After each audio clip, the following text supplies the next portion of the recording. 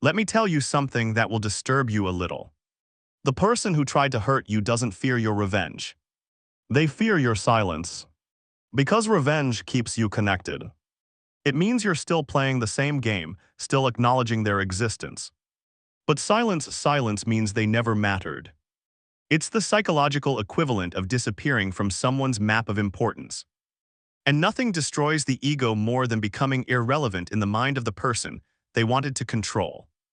Carl Jung once said, "What you resist persists." And this is why indifference is the highest form of resistance. You don't fight back, you don't explain, you simply stop feeding energy into the fire. Because fire without oxygen dies, and your indifference is that oxygen withdrawn. Think of it. When someone betrays you, humiliates you, or mocks your kindness, what do they expect? Reaction. They want tears, rage, desperate attempts to prove your worth. That's the script they wrote for you, and they expect you to play the part. But what happens when you refuse? When you fold the script, place it aside, and walk off the stage? You dismantle the entire play. You see, those who wound others often crave confirmation that they had power. They need proof in your anger, in your pain, in your obsessions that they mattered. Your silence is the psychological mirror that reflects their emptiness. And that reflection is unbearable. Jung wrote that most people project their darkness onto others because they cannot face it within themselves. So when you don't react, when you don't defend yourself, you force them to face what they projected. Their guilt, their weakness, their insecurity. Suddenly the target disappears, and all that's left is their own shadow staring back at them. Revenge gives them meaning. Indifference takes that meaning away. The truth is, your calm is the most violent response you can give. Because it says you never had power here. Imagine it. Someone expects a storm, thunder, chaos, destruction, but instead there is stillness. A quiet so complete that it begins to echo inside their mind. They look for you in arguments, in messages, in rumors, but find only absence. That absence becomes their punishment. Because they now have to live inside the silence they created. This is not coldness, it's self-respect. It's emotional mastery, the art of refusing to be dragged into another person's unresolved war. The Stoics called this apatheia, and Jung called it individuation, the process of becoming whole, detached from the compulsions of ego. When you no longer react to manipulation, you become untouchable. Because the manipulator's power exists only through your response. Let's be honest, revenge feels tempting because it promises closure. But what it really gives is repetition. You replay their energy in your life, keep their name alive in your thoughts, keep their presence alive in your emotions.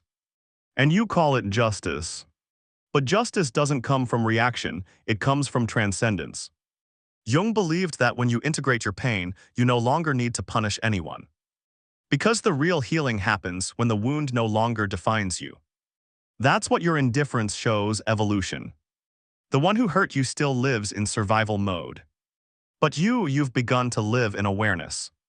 You no longer chase answers from those who can't even understand themselves. You no longer try to explain your worth to those who are blind to their own. You simply rise quietly, consistently, beautifully. And that rise is what breaks them. Because the one thing the ego cannot bear is seeing someone flourish without it. Your happiness becomes their defeat. Your silence becomes their teacher. Your peace becomes the mirror of everything they lost when they lost you. You must understand, walking away is not weakness. It is an act of psychological dominance. Because you refuse to participate in the energy of destruction. And that decision alone elevates you above the one who thrives on conflict. Marcus Aurelius once wrote, "The best revenge is to be unlike your enemy." Jung would have agreed, because every time you react like them, you lose a piece of yourself. Every time you match their chaos, you abandon your peace. And when you lose your peace, you lose your power. So here's the paradox. The less you do, the more powerful you become. The quieter you are, the louder your dignity speaks. The calmer you remain, the more their chaos exposes itself. When you detach, they're forced to sit alone with what they tried to project onto you. They begin to feel it, the emptiness, the inadequacy, the insecurity, all of it. And that's when time begins its work. Because time, my friend, is the ultimate ally of the quiet soul. At first, your silence will confuse them. Then it will annoy them. Then it will haunt them. And finally, it will humble them. Because they'll realize the one they underestimated was the only one who never needed to fight to win. That's psychological mastery. That's strength in its purest form, power without noise. And when you understand this truth, you begin to see that the greatest revenge is not anger, not bitterness, not even justice. It's becoming unreachable. Because nothing terrifies a manipulator more than your peace. They can argue with words. They can attack emotions. But they cannot touch silence. Your peace is a fortress. Your stillness is a weapon. And your absence, your graceful, unapologetic absence, is the most exquisite punishment life can deliver. When you no longer seek revenge, you reclaim the energy they once fed on. You stop existing inside their narrative, and that is where true freedom begins. Carl Jung once wrote that what we reject in others often reflects what we reject in ourselves. So when you detach, you are not punishing them, you are purifying you. You stop feeding the shadow that thrives on reaction, and instead, you illuminate it with understanding. That's how transformation begins, not by fighting the darkness but by refusing to become it. You see, the moment you stop explaining yourself to those committed to misunderstanding you, you create space for peace. And that peace is powerful, terrifying, even to anyone who once tried to control you. Because your silence proves something they secretly feared, that their voice never defined your worth. Do you know what happens when you stop defending yourself? You stop being a character in their story. You return to your own. And the beauty of that return is that it needs no announcement. The world notices your energy shifts. And the one who wronged you begins to feel what they once wanted you to feel, insignificance. Jung said, everything that irritates us about others can lead us to an understanding of ourselves. When you master indifference, you understand that the other person's cruelty was never personal, it was projection. You just happen to stand in front of their broken mirror. So when you walk away, you don't just reclaim power, you end a cycle that could have lasted generations. That's not weakness, that's wisdom. The Stoics called this inner sovereignty. It's not about suppressing emotion, it's about owning it. You can feel the pain without performing it. You can cry without collapsing. You can forgive without returning. That is strength, the strength of someone who no longer needs the past to validate their evolution. There is a kind of victory that doesn't roar, it whispers. It happens in quiet mornings when you no longer think about them. It's in the way your laughter returns, not as rebellion but as recovery. It's in how you stop checking their shadow online, how you stop writing unsent messages, how you stop seeking closure from people who can't even close their own wounds. That's what psychological maturity looks like. It's not numbness, it's clarity. You no longer ask, why did they do this to me? You start asking, why did I allow it for so long? And that question, though painful, becomes your liberation. Because what truly destroys those who wanted to harm you is not your hate, it's your healing. They wanted to remain the author of your pain, but you rewrote the story into peace. They wanted you bitter, and instead you became wise. They wanted you empty, and instead you filled yourself with silence, solitude, and self-respect. Jung believed that true power is born when the ego kneels before the self, when the noise quiets and the soul begins to lead.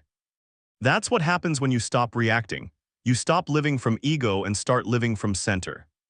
The manipulator can't touch that center. They can reach your emotions, your name, your reputation, but not your essence. And with time, the very thing that once hurt you becomes your greatest mirror. Because through the people who tried to destroy you, you discovered what cannot be destroyed. Your peace, your worth, your self-awareness. Revenge fades, but dignity echoes.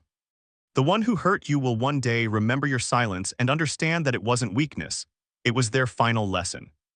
Because the universe doesn't punish, it mirrors. What you send out returns.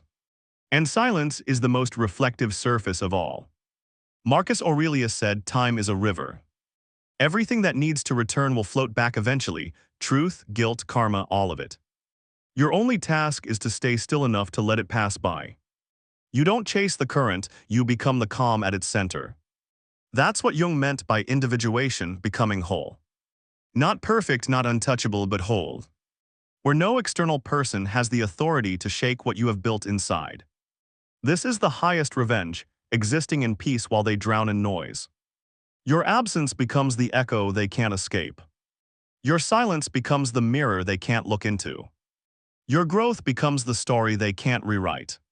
So the next time someone tries to provoke you, remember, you have nothing to prove. Your calmness will confuse them. Your distance will expose them. Your peace will defeat them. Because when you no longer fight for validation, you step into power that no one can take away. Power that doesn't shout. Power that doesn't post. Power that simply is. Carl Jung said that peace is not found by avoiding conflict, but by facing it within. So stop seeking vengeance in the outer world, seek balance inside. Because the moment you choose peace over reaction, you've already won. One day when they look at you, thriving, fulfilled, smiling again, they'll understand what they lost. But it won't matter anymore. Because by then, you'll be too far beyond their reach. No speeches. No apologies. Just quiet success. And that, my friend, is the most poetic revenge of all. Because you didn't destroy them, you simply stopped letting them destroy you. And in the silence that followed, you finally became free.